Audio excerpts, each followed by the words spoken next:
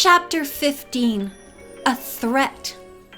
As Nancy struggled vainly to free herself, one of the men spoke. His voice sounded disguised. "Nancy Drew, I'm warning you that if you don't do as we tell you, you'll be sorry, and your father sorrier. You've got to mind your own business." Nancy squirmed sideways, trying to see her captors. The men's masks made it impossible to distinguish their features. The taller of the two gave her a rough shake. "Will you promise?" "Promise what?" Nancy mumbled as the hand on her mouth was lifted slightly. "Stop trying to be a detective." "Are you afraid I'll have you arrested?" Nancy countered. An automobile was coming down the street, its headlights cutting a path along the dark pavement. The engine had a familiar sound. Her father's car! Nancy took heart. She must keep on sparring for time until he turned in. She struggled to break free. "Take your hands off me," she mumbled, but the men paid no attention. They held on tighter and once more made their demand. The car, which had been approaching slowly, turned into the Drew driveway. Nancy gave a quick jerk, freeing her mouth for a second. "Help! Help!" she shouted. The man who held her gave the girl a sudden push, which sent her reeling into the steps of the side porch. "Come on!" he snapped to his companion. "We better get out of here." Crouching low, they ran along the hedge and disappeared into the protecting shadows of the garden next door. Carson Drew leaped from his car and hurried to Nancy's side. She fell into his arms, exhausted by the encounter. "Why did you scream?" he demanded anxiously. "Two men!" She pointed to where they had gone. "Oh, Dad, if you hadn't come, I don't know what would have happened." Breathlessly, Nancy told him how his timely arrival had saved her from further threats. She and her father quickly ran in the direction the men had taken and searched in the neighbor's garden, but the strangers had disappeared. "Did you recognize either of them, Nancy? How were they dressed?" "They wore stocking masks. The build of one of the men resembled that of David Dorrance and his double." "The thief is afraid you're getting too hot on his trail," Mr. Drew said thoughtfully. Nancy told of her suspicions and of her report to the police. "I'm glad you told the chief," he replied. "And hereafter, let them track down the pickpocket. You'll only be inviting danger if you continue to trail him.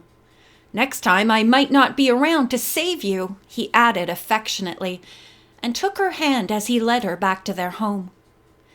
"I've been hoping," Nancy said, "to recover the money for the boys' club and your stolen papers." "The thief probably has spent the money by this time," Mr. Drew replied. "Don't worry any more about my wallet. Buy me another for my birthday." As they sat at dinner a little later, she observed that her father looked worried. "Nancy," he said quietly, "I wish you would stop taking so much interest in Mrs. Alexandra." "Why, Dad!" Nancy stared at her father in dismay. "I can't abandon the dear lady to Michael's clutches. Only today I learned that he has been robbing her of rather large sums of money. Wait until you see this paper," she added, getting the slip from her purse. Mr. Drew inspected the sales notations obtained through Anna and Mr. Faber. "You don't expect Mrs. Alexandra to believe that her grandson is a thief?" he asked. "No, and I don't intend to tell her until I have more proof." "Don't do anything until I've had time to consider the legal angle," her father advised. "I'll wait," Nancy promised. "Telling the poor woman the truth will probably end our friendship anyway." As she spoke, the telephone rang. Mrs. Gruen answered it and then reported that the call was for Nancy. "I think it's Helen Archer," the housekeeper said. Fearing that there might be some new difficulty regarding the torn gown, Nancy ran to talk to her friend. "For once, I haven't a scrap of bad news to report," Helen assured her. "Mr. Ellington phoned and wants us to organize a hayride. Of course, he'll be Catherine's partner." "Tonight?" "No, tomorrow, after the evening performance. He suggests we go to the Red Lion Inn for supper and dancing." "A hayride would be fun," Nancy exclaimed. "Tell me more about it." "Mr. Ellington is sure Catherine is going to win the grand prize at the fashion show, so he wants to give a party for her. Unfortunately, he can't join us until we reach the inn," Helen explained. "He has a business appointment in Harbor Town." For some time, the two girls discussed plans for the hayride, working out every detail. A window not far from where Nancy sat was open, and the curtains fluttered in the breeze, just enough for anyone outside to look in. A man was crouching below, listening to the telephone conversation. Nancy had her back turned and did not notice. "We'll have a grand time tomorrow night," she declared before hanging up. "Especially if Catherine wins the big prize, and I'm sure she will." Since Nancy wanted to appear fresh for the next day's fashion show, she went to bed early. For a long while she tossed on her pillow, thinking of the puzzles which confronted her.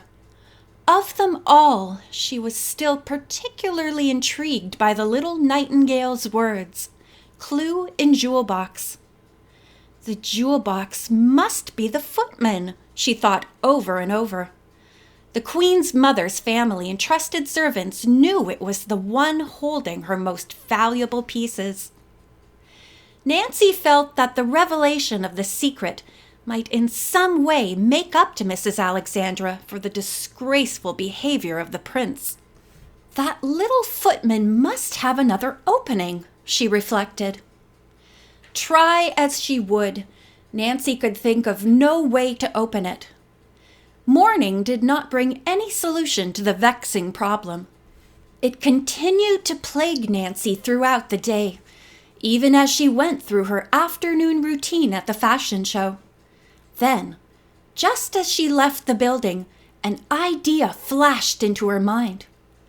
"That may be it," Nancy thought excitedly. "I must go to Mrs. Alexandra's home at once.